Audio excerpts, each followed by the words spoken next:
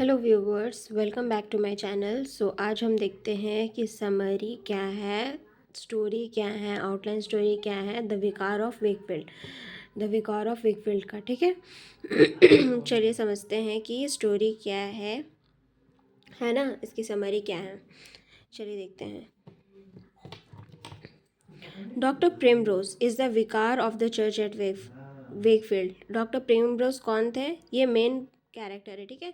Is the vicar of the church. Vicar का यहाँ मतलब होता है प्रेस्ट। प्रेस्ट कहाँ के थे? प्रेस्ट मतलब पुजारा, पुजारी, फादरी। यहाँ फादरी है, चर्च के हैं तो फादरी हो गए, है ना।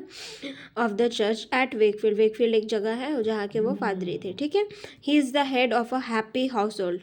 वो एक मुखिया थे, एक अच्छे घर के मुखिया, एक खुशहाल घर के मुखिया थे। कंसिस्टिंग ऑफ 6 चिल्ड्रेन, जिनके क्या है 6 बच्चे थे और एक बीवी थी। 4 ऑफ द चिल्ड्रेन, चारों में से बच्चे कौन थे? 6 बच्चों में से 4 बच्चे कौन? द डॉटर्स, 2 बेटियां, ओलिविया एंड सोफिया, और 2 लड़के उनके, जॉर्ज और Moses, play important roles in this story.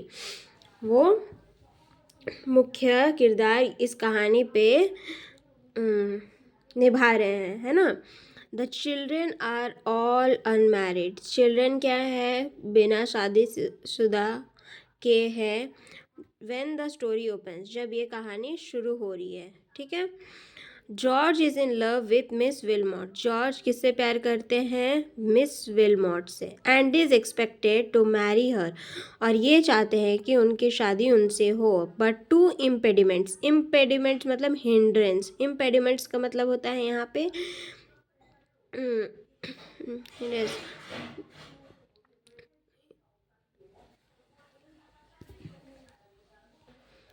Impediments मतलब होता है यहाँ पे बाधा। ठीक है। ऑकर टू प्रिवेंट दिस, लेकिन यहाँ पे 2 बाधा आ रही हैं जिनकी वजह से उनकी शादी, जॉर्ज की शादी किससे नहीं हो रही है? मिस विलमॉट से, है ना। One is that doctor Primrose annoys mister Wilmot. पहला तो ये है कि डॉक्टर प्रिमरोज, जो कि उनके पापा हैं, हमेशा परेशान किसको करते हैं? मिस्टर विलमॉट को। क्यों परेशान करते हैं? Who is about to marry for the 4th time. Mister Wilmot चौथी बार शादी करने के लिए जा रहे हैं, जिसकी वजह से मिस्टर प्रिमरोज उनको परेशान करते हैं। क्यों परेशान करते हैं? By showing him a tact on his favourite subject. वो ये शो करते हैं, टैक्ट का मतलब होता है रिलीजियस राइटिंग, है ना। जैसे कि बाइबल हो गया है, रामायण हो गया, कहीं पे भी रिलीजियस राइटिंग, रिलीजियस बुक जिसमें कुछ लिखा हो, वो प्रूफ के तौर पे वो दिखाते हैं उनको कि जो कि उनका फेवरेट सब्जेक्ट है। किनका फेवरेट सब्जेक्ट है? डॉक्टर प्रेमरोज का, क्योंकि वो भी तो एक पंडित ही है ना। That a priest must not marry, जो ये बोलते हैं, किसको बोलते हैं? मिस्टर विलमॉट को बोलते हैं कि प्रीस्ट मतलब पुजारी, फादरी दोबारा से शादी नहीं कर सकते हैं again after the death of his first wife. उनकी पहली बीवी के मरने के बाद दोबारा वो शादी नहीं कर सकते हैं। ये एक पहला कारण हो गया जिसकी वजह से जॉर्ज मिस विलमॉट से शादी नहीं कर पा रहे हैं, है ना। दूसरी कारण क्या है देखते हैं। The second is that financial disaster overtakes the विकार। जो दूसरा कारण है ये है कि दैट डिजास्टर ओवरटेक्स द विकार, जो कि विकार की फैमिली है, मिस्टर ब्रेमरोज की फैमिली जो है, वो अभी उतनी है फाइनेंशियल स्टेबल नहीं है। Because the merchant with whom he has invested, जो मर्चेंट के साथ में वो पूरा इन्वेस्टमेंट किए थे, हिज इंटायर फॉर्चून, जो कि जितनी भी राशि थी, कितना राशि थी? $14,000 डिकैम्स। डिकैम्स मतलब छोड़ देना प्लेस को, जगह को छोड़ देना, टू एंटवर्प। वो जो मर्चेंट के साथ में वो पूरा फॉर्चून अपने इन्वेस्ट किए थे, वो छोड़ के चले गए हैं, वो लॉस पे चले गया है। ठीक है। Mister Wilmot is a very money minded. Mister Wilmot कौन है? वही है जिनके बेटी के साथ में वो शादी करने चाह रहे थे, मिस विलमॉट के साथ में। ठीक है। जिनके बारे में आगे बताया जा रहा है। Mister Wilmot is very money minded. Mister Wilmot कौन है? बहुत मनी माइंडेड वाले पर्सन है। And would not here of marrying his daughter, और वो नहीं चाहते हैं कि उनकी बेटी किसी से शादी करे, to the son of a man, वैसे इंसान के बेटे के साथ में जिसका पूरा जायदाद पूरा जितने पैसे थे सब ख़त्म हो गए और अभी बचे कुछ नहीं है उनके पास में, सिर्फ $400 ही बचे हुए हैं। जिनके पास में सिर्फ $400 ही बचे हुए हैं, उस गरीब इंसान के साथ में, इंसान का बेटे के साथ में वो उसके बेटी का शादी नहीं करवाना चाह रहे थे। कौन नहीं करवाना चाह रहे थे? Mister Wilmot. ठीक है, ये 2 कारणों की वजह से जॉर्ज की शादी मिस विलमॉट से नहीं हो रही थी, है ना। कोई भी अपने बेटी का शादी तो अपने पापा मतलब एक गरीब या फिर कम कमाने वाले लड़के के साथ में तो नहीं करवाते हैं एज अ यूजुअल में, ये जो डेली की बेसिस पे है ना। तो यहाँ तक आप लोग समझ गए होंगे।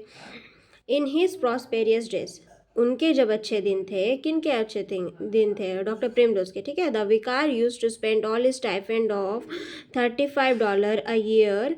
दो विकार क्या करते थे? अपनी जो स्टाइपेंड थी, उनको जो स्टाइपेंड मिलती थी वो $35 की मिलती थी, जो साल में वो पूरा खर्चा कर देते थे। इनके ऊपर खर्चा कर देते थे। Welfare, widows and children of the clergy के विडोज़ और चिल्ड्रेन के वेलफेयर में, वेलफेयर मतलब यहाँ पे क्या हो गया?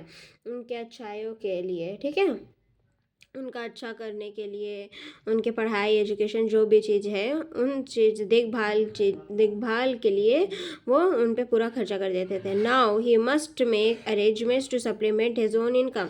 और अब ऐसी परिस्थिति आ गई है, ऐसी उनकी हालात हो गए हैं कि उनको खुद ही अरेंजमेंट करना पड़ रहा है उनके खुद के इनकम के लिए। ठीक है, उनके खुद का घर चलाने के लिए। ही देयरफॉर एक्सेप्ट्स अ क्यूरेसी मतलब यहाँ पे जॉब होता है। ठीक है, ही देयरफॉर एक्सेप्ट्स अ क्यूरेसी मतलब यहाँ पे वो जॉब होता है ना। At a place near his farm, उनके फार्म के बगल पे ही कुछ थोड़ी दूर पे उनको एक जॉब मिल रहा था, जो कि वो एक्सेप्ट कर लेते हैं, जो कि वो ले लेते हैं। About 70 miles away from Wakefield, जो कि कितनी दूर था? 70 माइल्स दूर थी। कहाँ से? वेकफील्ड से। ठीक है, the job is but poorly paid.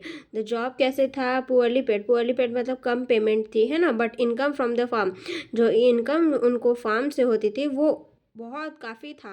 To help them make both ends meet, to help them make both ends meet, यहाँ पे उनका घर चलाने के लिए उनके वेलफेयर जो पैसा वो पहले देते थे स्टाइपेंड के रूप में, जो खर्च करते थे, वो दोनों चीज़ों के लिए वो सक्षम था। वो पैसा सक्षम था जो कि फार्म से आता था। ठीक है, जॉब से तो वो उतना मिलता नहीं था उनको, बट वो जो फार्म से पैसे आते थे उससे वो एडजस्ट कर लेते थे। ठीक है, यहाँ तक समझ में आया होगा।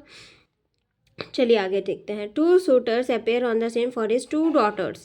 2 suitors मतलब कौन? लड़के वाले होते हैं। ठीक है, जो कि देखने आए हैं, किनको देखने आए हैं? डॉक्टर प्रिमरोज के लड़कियों को देखने आए थे। वन इज मिस्टर बर्चेल, एक का नाम था मिस्टर बर्चेल, एक सूटर का नाम क्या था? मिस्टर बर्चेल। ठीक है, ए gentleman of broken Fortune, A gentleman एक अच्छा इंसान था लेकिन ब्रोकन फॉर्चून मतलब वही है, मतलब उनका वेल्थ उतना अच्छा नहीं है, उनका फाइनेंशियल स्टेबिलिटी उतनी अच्छी नहीं है। ठीक है, home Primrose first meets at an inn, जिनको प्रिमरोज कहाँ मिलते हैं? इन में। इन यहाँ पे क्या होता है? बिल्डिंग। इनका मतलब होता है बिल्डिंग है एक, जहाँ पे लॉज ठहरने का या फिर ठहरने और खाने पीने का इंतज़ाम किया रहता है, वैसे लॉज सर, हाँ, जो कि ट्रैवलर्स को मदद करते हैं, जो कि कहीं पे बाहर से आते हैं, ट्रैवलर्स के लिए जो होता है ना लॉज वगैरह, जहाँ पे खाना भी मिलता है, उसको इन बोलते हैं। वैसे बिल्डिंग पे वो मिले थे पहली बार।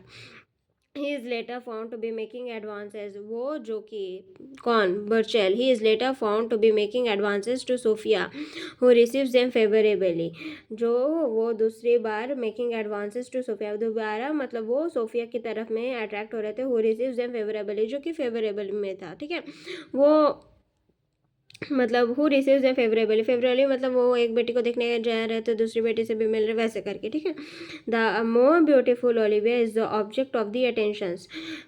द मोर ब्यूटीफुल, सबसे खूबसूरत कौन थी यहाँ पे? ओलिविया एक क्या है? एक ऑब्जेक्ट की तरह, object of the attentions of the square एक जगह है। ठीक है, वहाँ का ओलिविया बहुत खूबसूरत लड़की थी, बहुत अट्रैक्टिव लड़की थी, जो कि वहाँ मतलब पूरे गांव पे वही एक खूबसूरत लड़की थी, ऐसे कह रहे हैं। ठीक है, यहाँ पे in Primrose new Paris square Thornhill, Thornhill भी एक जगह है जहाँ पे न्यू पैरिस स्क्वायर थॉर्नहिल, ठीक है, प्रिम रोज का नया घर। A man with a notorious reputation for seducing girls, Thornhill एक इंसान है, ठीक है। A man with a notorious reputation, उनका कैसा रेपुटेशन है, ख़राब रेपुटेशन है, फॉर सेड्यूसिंग गर्ल्स, गर्ल्स को सेड्यूस करने मतलब कि गर्ल्स को लुभाने क्या पे नाम पे उनका एक ख़राब रेपुटेशन है। ठीक है, यहाँ तक आई होप समझ में आई होगी आप लोग को। अगर वीडियो अच्छी लगे तो लाइक शेयर एंड सब्सक्राइब ज़रूर कीजिएगा। सेकेंड वीडियो पे हम लोग इससे समहाउ से कंटिन्यू करेंगे। ठीक है, थैंक यू सो मच।